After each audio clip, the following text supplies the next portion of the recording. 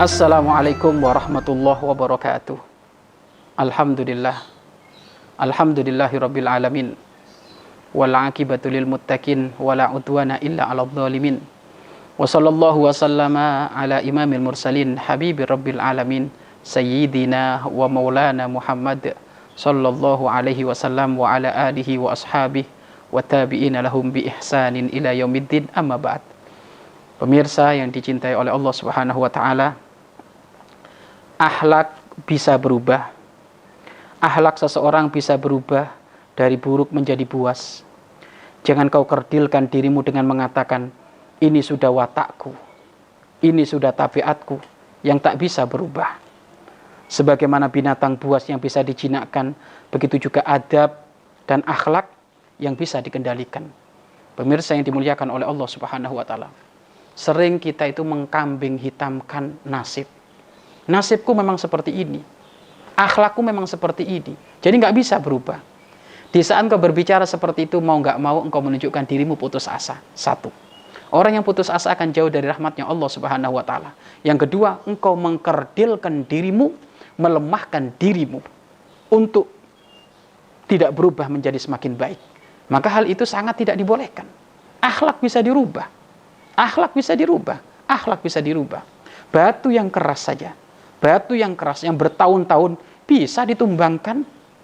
Batu yang keras bertahun-tahun bisa diukir, dipahat menjadi satu gambar yang bagus, menjadi bentuk yang bagus, padahal batu keras. Akhlak, hakikatnya akhlak adalah lembut. Hakikatnya akhlak itu adalah halus, karena akhlak itu pancaran dari hati. Pancaran dari hati. Maka jangan kau kerdilkan dirimu dengan kalimat, memang tabiatku seperti ini, akhlakku seperti ini, lalu bagaimana lagi? Itu kalimat yang tidak boleh terucap. Berusahalah engkau harus menjadi pribadi yang baik. Jika binatang buas saja, karena kelembutan orang yang memiliki, orang yang merawat, lama-lama menjadi tidak buas. Lalu bagaimana dengan akhlak kita? Kuda liar, seseorang yang menangkap kuda liar ada di hutan. Mula-mula memang kuda liar itu sangat galak, tidak mau ditunggangi oleh siapapun. Bahkan yang menunggang di atasnya akan disungkurkan, akan dijatuhkan. Mula-mula seperti itu. Akan tapi lama-lama karena kelembutan orang yang mendidiknya, orang yang merawatnya, karena kesantunan, kebaikan, ketelatenan, keuletan orang yang merawatnya, akhirnya kuda liar tadi menjadi kuda jinak. Nurut patuh, suruh duduk, duduk, suruh diam, diam, suruh berdiri, berdiri. Ini kuda liar. Begitu juga binatang buas. Apakah memang akhlak kita sebuas daripada binatang buas? Ataukah seliar dari binatang liar?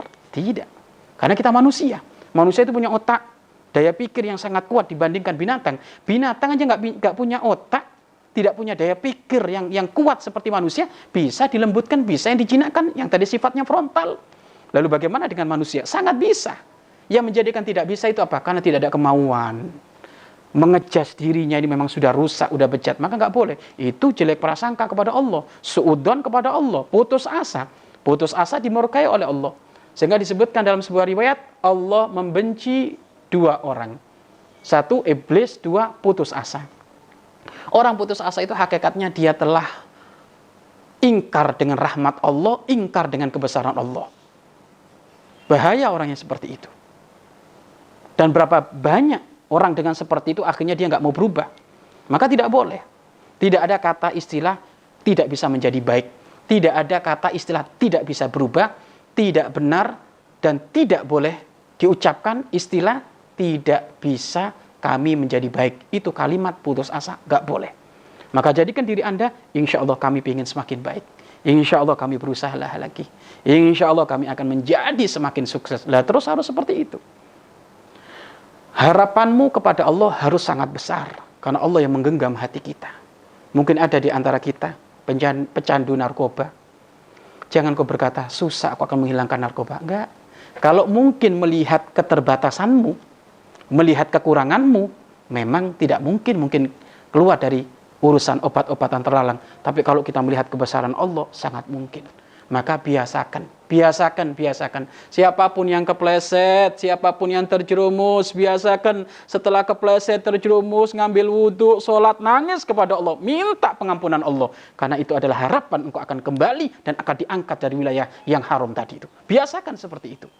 Bahkan suatu ketika diceritakan, Dr. Said Ramadan Al-Buti, seorang ulama besar, pemimpin dari para ulama, bahkan juga beliau adalah wali minal aulia, daripada para kekasih Allah Subhanahu wa ta'ala, dan beliau mati syahid. Suatu ketika beliau itu setiap masuk ke masjid pasti memperhatikan satu pemuda yang ada di pojok masjid sebelah kanan. Dan pemuda tersebut dilihat sepintas memang ini adalah pemuda berandal. Pemuda berandal. Setiap beliau mau ibadah, Dr. Said Ramadan Al-Buti, setiap beliau mau sholat pasti melihat pemuda tersebut. Diperhatikan saja, tengok, kemudian beliau langsung ibadah. Hal tersebut berlalu sampai 1 bulan. Akhirnya pada waktu genap 1 bulan, ditengok sang pemuda tadi yang biasa ada di sebelah kanan masjid tadi itu. Dia bertato apa semuanya banyak.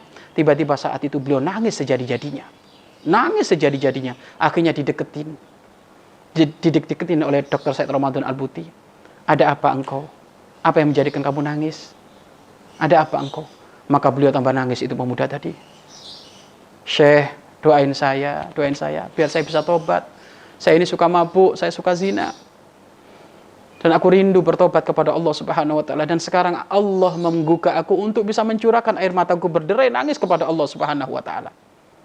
Maka Dr. Said Ramadan Al-Buti pun berkata, ketahuilah jika engkau tobat, Allah penerima tobat. Allah sangat maha kasih dan sayang kepada hambanya. Maka bertobatlah kepada Allah.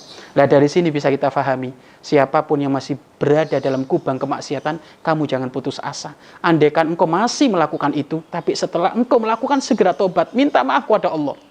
Ada penyesalan, sehingga nanti akan diangkat seperti pemuda tadi, tiba-tiba dia menangis sejadi-jadinya, seketika itu dia tobat, gak mau lagi melakukan maksiat. Mungkin ada di antara kita kecanduan khamr. Jangan berkata, saya nggak mungkin bisa meninggalkan khamr.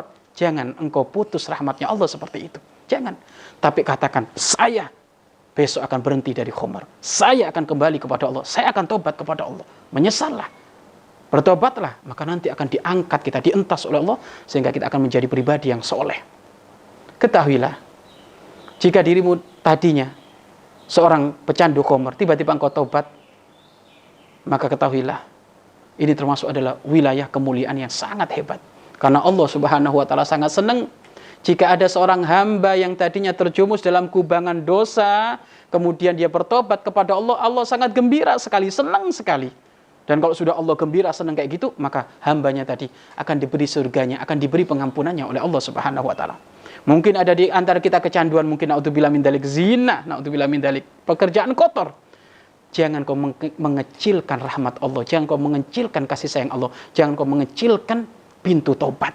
Segera kau kembali kepada Allah. Nyesel. Setelah melakukan nyesel. Andai kan terjumus lagi, nyesel terus. Terjumus lagi, nyesel lagi. Sampai nanti ditarik oleh Allah menuju kemuliaan. Asal jangan bermain-main dalam urusan dosa. Jangan bermain-main dalam urusan dosa. Bermain-main dalam urusan dosa itu apa? Meremehkan. Alah, dosa kecil, nanti ngambil wudhu hilang. Oh, nggak benar kayak gitu.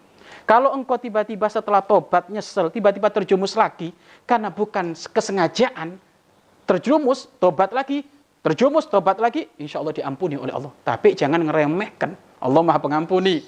Ayo melakukan dosa sekali-kali nih, jangan meremehkan kayak gitu.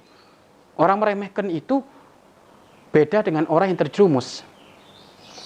Orang meremehkan itu berarti ada tanda apa? Dia merendahkan. Menganggap enteng murka Allah. Loh, ini bahaya kalau kayak gitu. Bahaya. Tetapi kalau engkau terjerumus benar, terjerumus. Bukan unsur meremehkan, terjerumus benar. Maka insya Allah akan diampuni oleh Allah Subhanahu wa ta'ala. Tak ubahnya seorang anak, tiba-tiba seorang anak itu memecahkan gelas. Kalau sang anak tatkala memecahkan gelas tadi itu karena tidak sengaja kemudian minta maaf, orang tua nggak bakal marah. Tapi di saat dia sengaja ingin memecah kaca, oh, orang tuaku kaya raya, beli kaca mah gampang, sini ceter.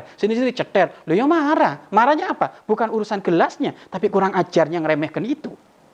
Begitu juga dengan Allah, Sang Maha Agung, Sang Maha Dahsyat, Sang Maha Kuasa. Jangan pernah meremehkan urusan dosa. Kalau engkau terjerumus, jangan meremehkan dosa. Insya Allah, siapapun yang terjerumus dalam urusan dosa, insya Allah nggak ada urusan ngeremehkan Allah, nantang Allah, nggak ada. Kalau nantang Allah ya jangan macam-macam sudah. Makanya dari sini jangan kau kerdilkan dirimu dengan kalimat ini sudah tabiatku, watakku, nggak mungkin berubah. Itu kalimat putus asa. Nggak ada baik prasangka kepada Allah. Bahaya itu. Menjadikan sebab nanti engkau tersungkur dalam neraka jahanam yang sangat-sangat dalam, siksaannya sangat pedih. Wa iyadzubillah. Mudah-mudahan kita semuanya dijauhkan dari urusan neraka dan mudah-mudahan akhlak kita semakin baik. Tidak ada istilah kata terlambat. Jika saat ini belum bisa berubah, besok saya akan berubah. Jika saat ini akhlakku masih jelek, besok akhlakku harus baik. Jika saat ini aku masih ngambil yang haram, besok aku mencari yang halal. Terus seperti itu, terus. Optimis, bangun prasangka baik kepada Allah untuk senantiasa berubah. Dan insya Allah, kalau diri kita optimis untuk semakin baik, maka Allah nanti akan memberi kemudahan kita semakin baik, sehingga kita semuanya menjadi ahli surga Allah Subhanahu wa ta'ala. Wallahu a'lam bishawab.